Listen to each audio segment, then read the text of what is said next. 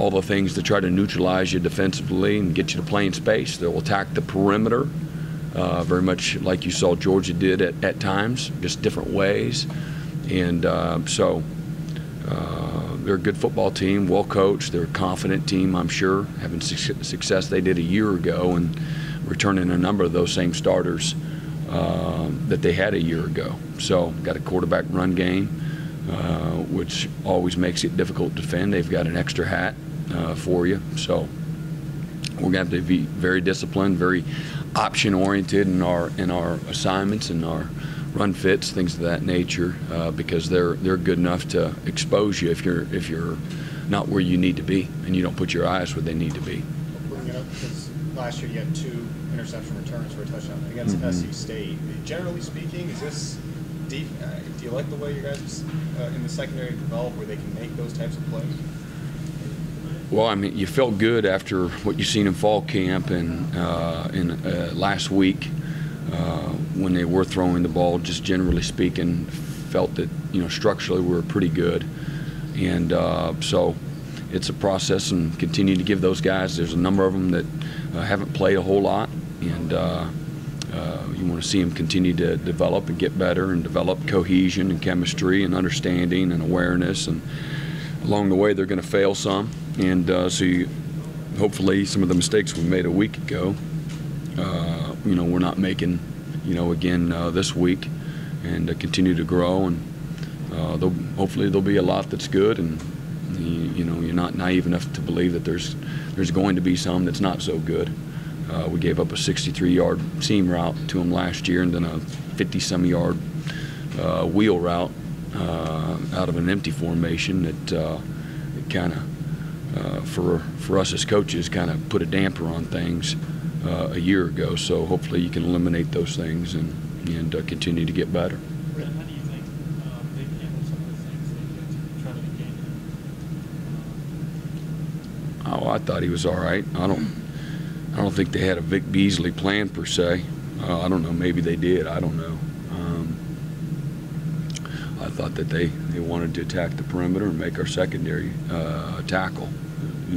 So they did try to run inside, both out of the 1 and 2 back. Not much success off tackle and inside. Most of their yardage, they had a new little wrinkle where they ran a little. It's a kind of a counter play without pulling anybody. They got downhill on you quick, and they got 2 runs. One, the first touchdown. Again, I don't think that's a Vic Beasley thing. I think that's to attack the perimeter of the defense, and we were misaligned on that one. He goes in the end zone untouched. But I don't know. Vic had didn't have great numbers per se. His point production was really solid. So when he had most of his opportunities, he did well. So one guy or 2 guys that you could point to and say the other 9 or 10 played like these guys, we would have been a little bit better? Or? Well, I mean, Grady and Robert and Tony in particular, those guys, and J-Ron, he played really pretty good. I don't know. You hate to leave guys out. Deshaun Williams played good. DJ Reader really played well. Josh was strong. Vic was strong. Tavares, until he got cramped up, he was not doing bad.